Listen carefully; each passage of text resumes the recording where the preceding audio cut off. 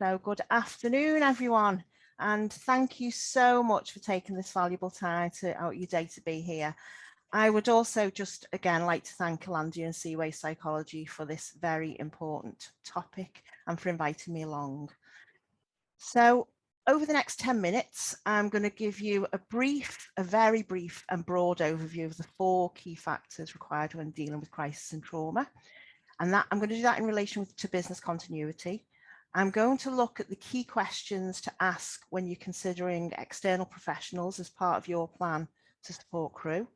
And finally, I'm going to show you an example of how you might apply those questions to an innovation. So today, I'm actually going to focus on the international guidance for managing the people aspects of business continuity. And this states the importance of putting people first during a workplace crisis.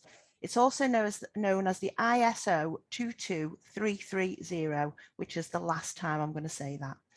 So before we go any further, it can be really helpful for everyone to have the same understanding of business continuity. And it's basically about having a plan in place that allows operations to carry on as normal during unplanned disruption. Now, as we know it, life on board operates in the context of a very distinct, cohesive culture.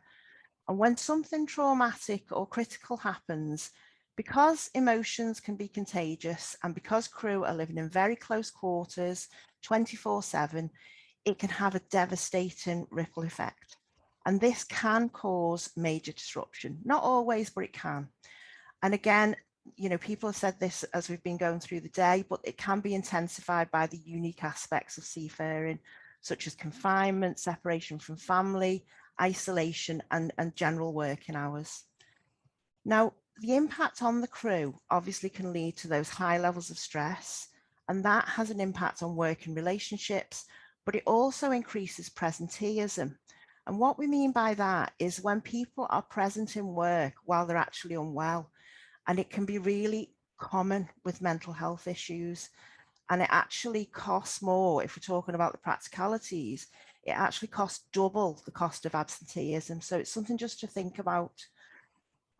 Now, although the guidance I'm going to talk about has not been written explicitly for the shipping industry, it is still very, very relevant in this context.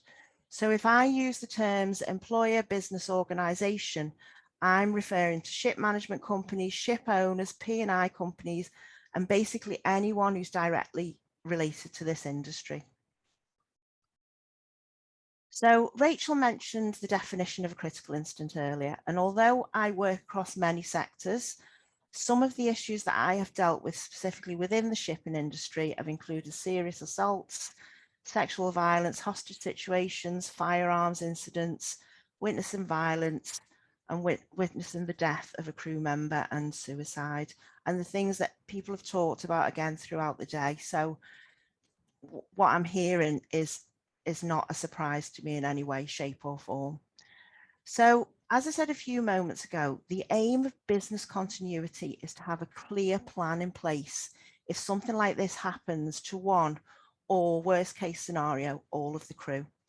Now, the ISO states that an employer can be deemed to have breached their duty of care by failing to do everything that was reasonable in the circumstance to keep the crew safe from harm. Now, this includes psychological harm, and that's obviously what we're focusing on today. So this plan can be broken down into 4 key factors, and they are prepare, respond, recover, and restore. So what I'm going to do is just drill down a little bit further into each of these. So keeping your crew safe from harm begins before anything has happened.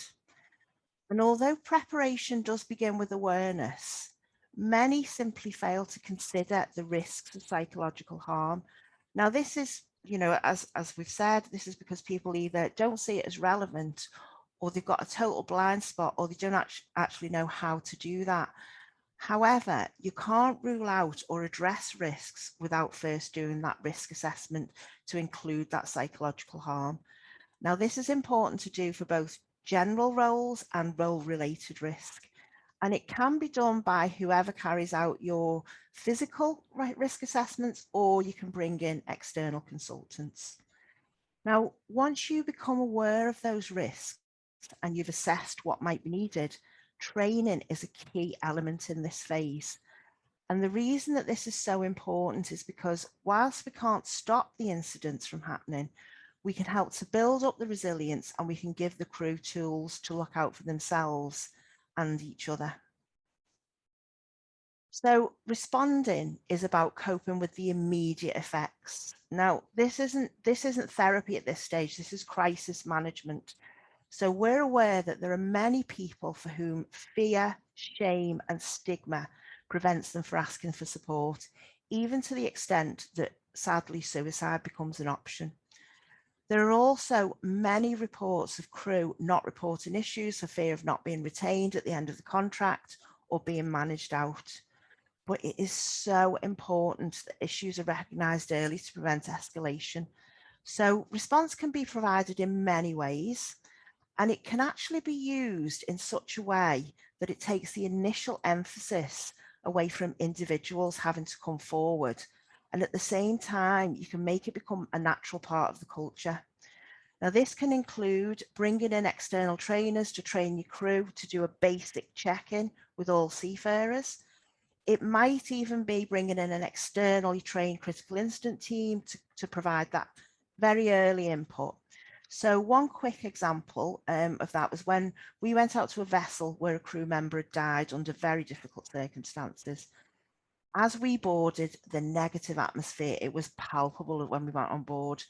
There'd been a really close team prior to the incident, but since it had happened, they were really quite fractured, and that was for many reasons. And it was causing lots of problems, and many of the crew wanted to leave. So what we did was we initially saw the crew in their teams, and we provided everyone with the same information about the kinds of body and brain reactions they may be experiencing, and very importantly, what they could do to help themselves. We included those who'd been sent home because we wanted everybody covered by this.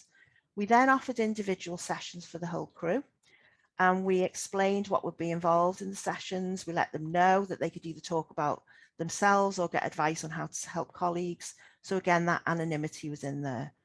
We saw more than 80% of the crew in the end, and by the time we left, the captain reported the crew had pulled back together, and although we'd identified just a couple of people who wanted a bit of extra support, they were back to being a fully functioning team. Now, we were only on board for 2 days, but had it been left to fester, it would have been a totally different story. Again, if the training is being done in the preparation phase, this can also help considerably if something happens, as it just helps to normalise those reactions. So recovery is about managing the crew during the period of disruption. So this is about making sure that people get the right support at the right time. Not one size fits all. The early response might be enough for some, but for many reasons, others just might need that little bit extra. So again, recovery can be provided by a range of solutions, including helplines, online therapy, trauma apps, and a lot of this will be down to personal preference. But two things I'd like to stress in this bit. It's so important to make sure that all the solutions are fully explained and easy to access. The last thing people want when they're distressed is to be passed from pillar to post. The other thing that is so important is anonymity. Without these two measures being in place, seafarers will be extremely reluctant to engage in getting the support they need. And the fourth factor, sorry to whiz through this, but the fourth factor is restoration. This means continuing to support the crew after returning to business as usual. So this is about monitoring people, regular check-ins, anniversaries of events, if that is appropriate, refresher training, and just generally continuing to build resilience and encouraging team cohesion in whatever way is helpful. So it's got to suit the team. And this helps to address any issues as they arise. And it's also easier if you train teams to watch out for each other, because sometimes it's easy to spot it in other people, as was said earlier. So having heard more, I know it's really been fast, but having heard more about these four factors, you may recognise that you're actually quite well set up to deal with the psychological impact of crisis and trauma, but more often than not, we can recognise gaps. And I know that the amazing companies who are speaking after me meet the criteria for one or more of these factors. And I think it's important to point out that although the perception is that addressing the psychological elements is challenging and it'll incur additional costs, in fact, the evidence suggests that failure to address these risks can be even more costly for the industry, for workers, and just for society in general. So it is important that you get the right things in place. But if this is not the world that you're used to, it can be just another minefield to navigate.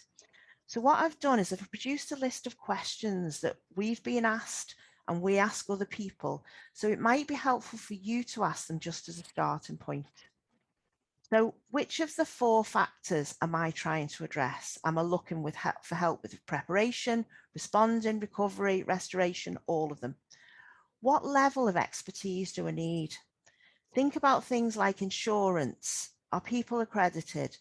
If I don't know, how can I find out? Who is my go-to organization who can help me find this out? Is it someone on this workshop? Is the solution culturally appropriate? This is not just about making it relevant to the shipping culture. This is about how acceptable are these solutions to different individual cultures as well. And then how accessible is the solution? For example, can the solution be accessed whilst out at sea? If it's a digital product or service, can it be used offline? Is it compliant with any kind of data protection guidelines? And as I said before, is it anonymous? And the last question, and the one that often gets forgotten, is how will I evaluate the outcome on this? In other words, what do I want to know after I've used this product or this service? So this might sound a bit odd, but at KRTS, we are passionate about helping many sectors navigate the management of trauma. So we do offer a range of solutions in all of the 4 stages. But what I'd like to show you is how these questions might apply just to one of our products. So our app, KRTS Power to Respond, is a simple training tool for self-help and helping others at times of crisis and trauma. So it can be used as one aspect of both the preparation and the responses stage. It's obviously been created by specialists in trauma with over 40 years combined experience, and it's approved by ORCA, and they review all the apps for the National Health Service in the UK. It is adaptable, it's scalable, so it can be translated, it can be culturally adapted, and modules can be added to it. It can be accessed offline if it's downloaded whilst online. And finally, it can feed back anonymized data on a group's mental health so that it's possible to target a particular area that a crew is struggling with. But as I say, this is just one of many examples, and we know that one size doesn't fit all, but I wanted to just show you the kind of information that you can gather from asking the right questions. So I've reached the end of my presentation. I know it's been a high-speed overview, but I hope you've been able to take away something that is helpful. I am looking forward to the rest of the workshop. I'd like to thank you for listening, and I've added my contact details. So if you have any comments, questions, or you just want to say hello, please feel free to get in touch. Thanks again.